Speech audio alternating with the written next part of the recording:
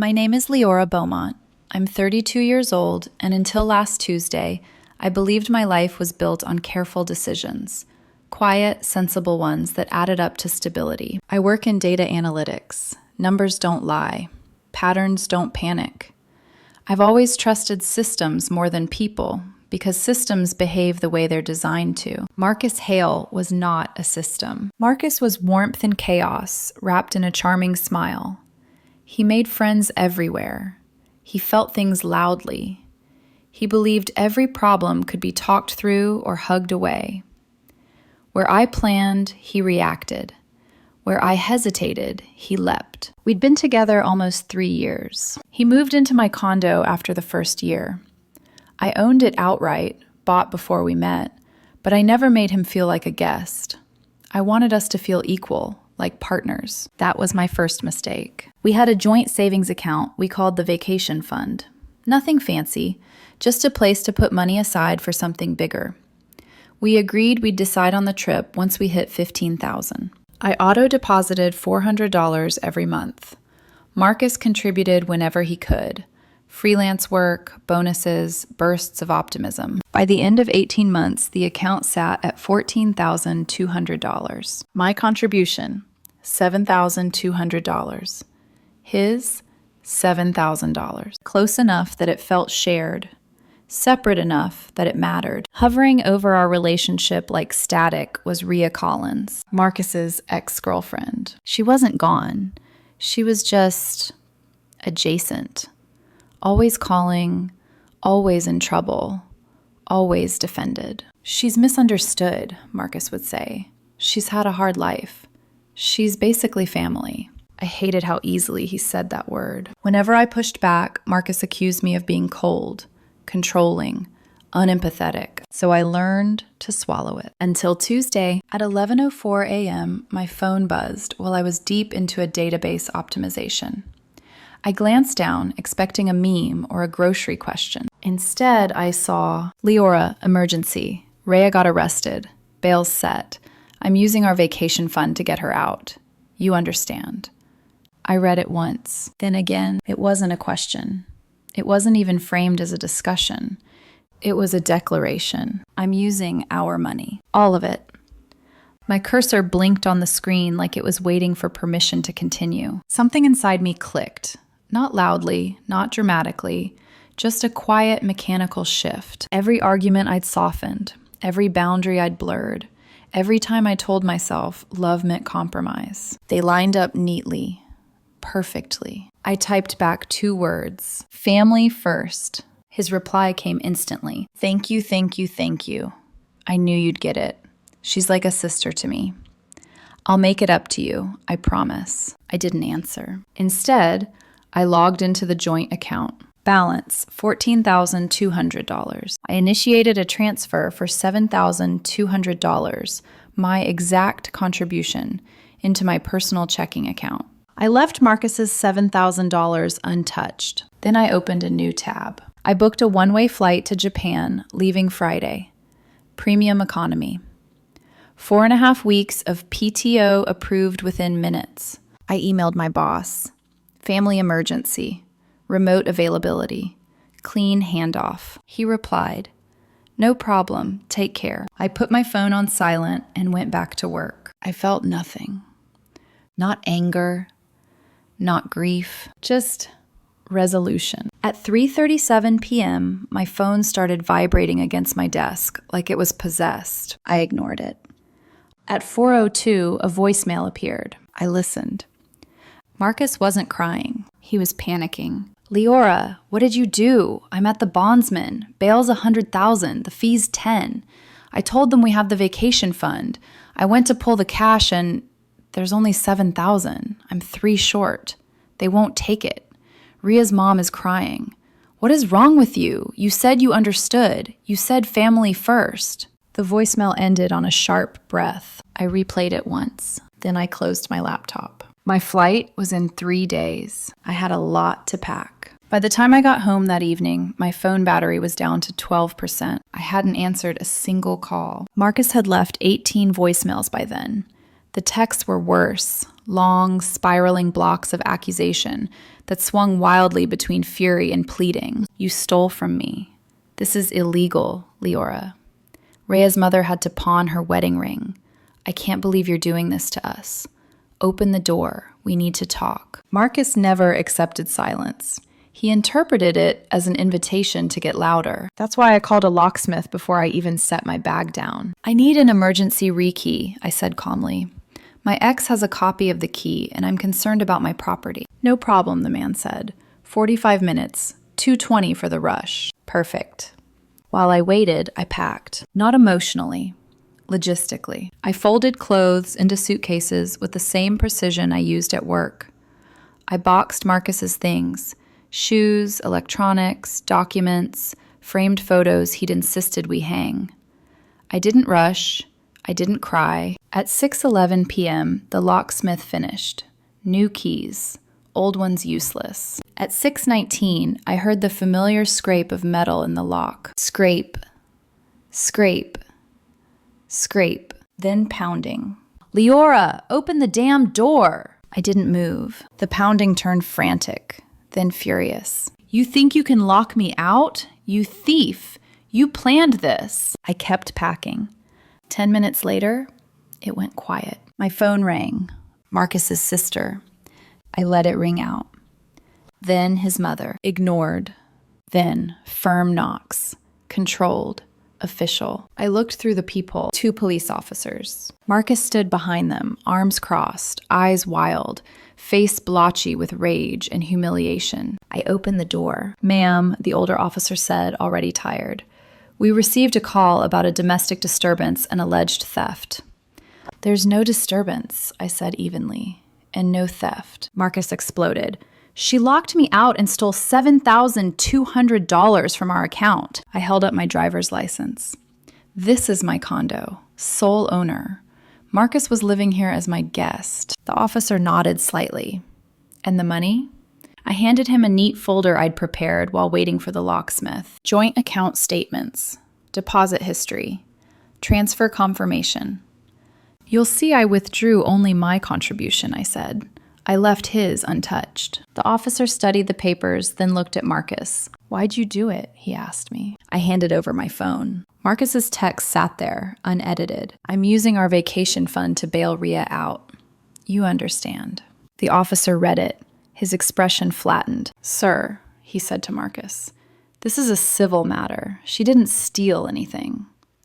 But my stuff, Marcus sputtered. I've already packed it, I said, gesturing to the boxes. He can take it now. I'd appreciate if you stayed to keep the peace. The officers agreed. Marcus stormed inside, eyes darting everywhere like he was looking for something to break. You're a sociopath, he hissed as he grabbed his laptop. All spreadsheets and no heart. I'm a woman who doesn't fund her boyfriend's ex-girlfriend's legal defense, I replied calmly. He froze. Then his eyes landed on the painting, the landscape his grandmother had painted. The one she'd given me for my birthday 2 years ago, after I fixed her computer and refused payment. Marcus lunged for it. I'm taking this. It's my family's. I stepped between him and the wall. No, that's my grandmother's. I pulled out my phone and showed the photo. Me, her, the painting, the birthday card. To Leora. So glad this is going to someone who truly appreciates it. Love, Grandma. The younger officer nodded. Ma'am, leave the painting. Marcus's face went purple. He dragged his boxes out, scraping them deliberately against the floor. You'll regret this, he spat. You'll end up alone with your stupid money. I already have my money, I said. Have a safe night. I locked the door behind him. The next day, his mother called. I answered. Leora, sweetheart, she said, syrupy. Marcus is distraught. He made a mistake. Rhea just needed help. She needed $10,000, I said. I didn't agree to give it. Well, the Christian thing would be to help family. I helped myself. Silence. Then, you can't just abandon him. Watch me. I hung up. 48 hours later, I boarded my flight. Japan was quiet, clean, orderly. Everything Marcus wasn't. Japan gave me distance. Distance gave me clarity. For the first week, I barely slept. Jet lag kept me awake, wandering neon-lit streets at dawn, sitting in tiny cafes watching steam curl off bowls of miso soup. I worked remotely in the afternoons, answered emails, attended meetings where no one knew or cared about the implosion I'd left behind. My phone stayed mostly silent until it didn't. The lawsuit arrived by email first, a PDF attachment from Marcus's sister, forwarded without comment. Then a text, "You're being sued for theft, emotional distress, and conversion of family property." I opened the document slowly. Plaintiffs: Marcus Hale, Elaine Hale, his mother, Samantha Hale, his sister. Claim, $10,200. They wanted the $7,200 back. $2,000 for the painting, $1,000 for emotional damages and relocation costs. I stared at the screen in my hotel room, the hum of the city filtering through the window. I felt nothing. If anything, I felt relieved, because now it was out in the open. When the official summons arrived at my condo weeks later, thank you, Ben, I didn't rush home. I stayed in Japan another month. I hiked, I worked part-time. I learned how much quiet I could tolerate without feeling lonely. When I returned, the court date was already scheduled. Small claims, Thursday morning, 9:30 a.m. I showed up early. I wore a charcoal suit, low heels, hair pulled back. No jewelry except a watch my father gave me when I bought the condo. Marcus arrived 10 minutes late. He looked smaller, thinner, tired. His confidence, once so effortless, hung off him like an ill-fitting coat. His mother and sister flanked him, whispering fiercely, adjusting his collar, feeding him lines. Rhea was not there. That told me everything. The judge was a woman in her late 50s with sharp eyes and a docket that clearly did not have time for nonsense. Case 304B, she called. Hale versus Beaumont. Marcus stood first, papers shaking in his hands. Your Honor, he began, voice cracking. My ex-fiancé maliciously stole money from our joint savings account, locked me out of our shared home, and took a priceless family heirloom, my grandmother's painting. Her actions left me stranded during an emergency and caused severe emotional distress. Fiancé. I blinked once. The judge looked at me. Ms. Beaumont? I stood. Your Honor, I said calmly. We were never engaged. Marcus's mother hissed under her breath. I opened my binder. Exhibit A, deed to the condo. My name. Purchased 2 years before I met Marcus. Exhibit B, bank statements. Every deposit, every transfer. Exhibit C, Marcus's text message. I passed copies to the bailiff. The $7,200 I withdrew was my sole contribution, I said. I left Mr. Hales untouched. The text clearly states his intent to use the entire fund, including my money, without my consent. The judge read it slowly. Her eyebrow lifted. Continue. Regarding the painting, I said, turning the page, this is a notarized affidavit from Marcus's grandmother, stating the painting was a personal gift to me for my 30th birthday. I included the photo. The card. The judge glanced at Marcus. Anything to add? Marcus swallowed.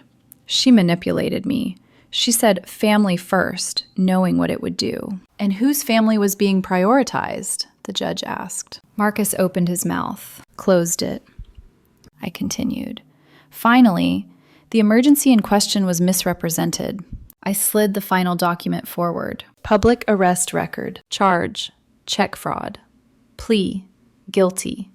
Sentence. 18 months. The courtroom went silent. Marcus's sister gasped. His mother's face drained of color. The judge leaned back in her chair. So, she said slowly, let me understand this. You attempted to use your girlfriend's savings to bail out your ex-girlfriend, who is now a convicted felon. When your girlfriend withdrew her own funds, you accused her of theft and sued her. You also attempted to claim ownership of a painting your grandmother gifted her. Marcus's voice cracked. She tricked me. No, the judge said flatly. You made a choice. She looked at me. Ms. Beaumont, Did you at any point agree to fund this bail? No, Your Honor. Did you threaten or coerce Mr. Hale? No. The judge exhaled sharply. This case is dismissed with prejudice. Marcus sagged. You are lucky, she continued, that Ms. Beaumont is not countersuing for harassment. I strongly advise you and your family to stop wasting this court's time and take responsibility for your decisions. She banged the gavel. Next case.